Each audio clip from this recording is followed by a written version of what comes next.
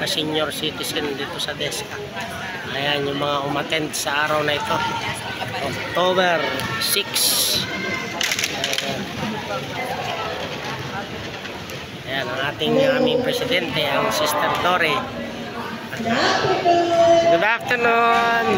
Amazed tayo, amazed at meron tayong bisita.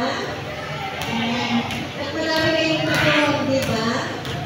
Hindi ko masagot, di ba?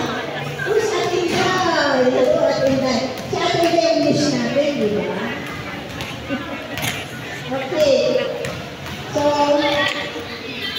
ngayon yung hapon ng senior, we are so lucky. Hindi ba natin nagawa yung ating buhay na yun, ang ganda natin na yun. Di ba gusto natin makakilala talaga yun ang ating nagawa ngayon. Pero dahil mayroon napakahalagang pangyayari, ay pwede natin isa-isang kami muna yan. At gusto ko iharap sa inyo ang ating mga bisita ngayong araw. Smile. Okay. Hindi ko sasabihin kung anong sasabihin nila. Hayaan ko sila ang magsabi sa inyo. Okay ba?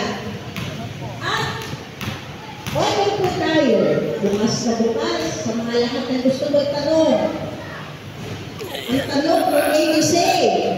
Pati po edad nila, tanong nyo rin. Baka may mga biyo dito, baka pwede rin sila. Diba ba?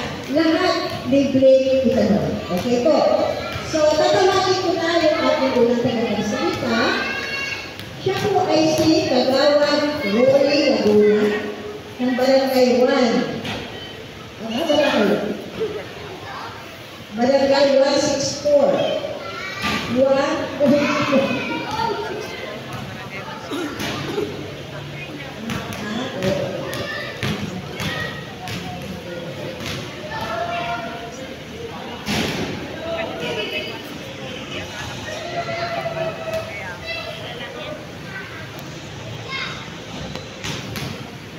Madilim against the light. Actually, mga kapatid, taon na po ang nakakaraan. Ilang taon na ang nakakaraan na talaga po gusto natin sila makausap. No? Kaya po sa ating kapakanan. Ay tayo po na ay naging pamahalan ngayong araw na ito dahil sila po ay dumating.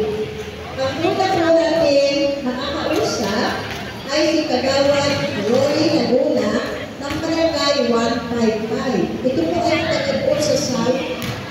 South. Gusto rin mo area na yun. Okay. Sino po si Kagawad Rory sa senior citizen?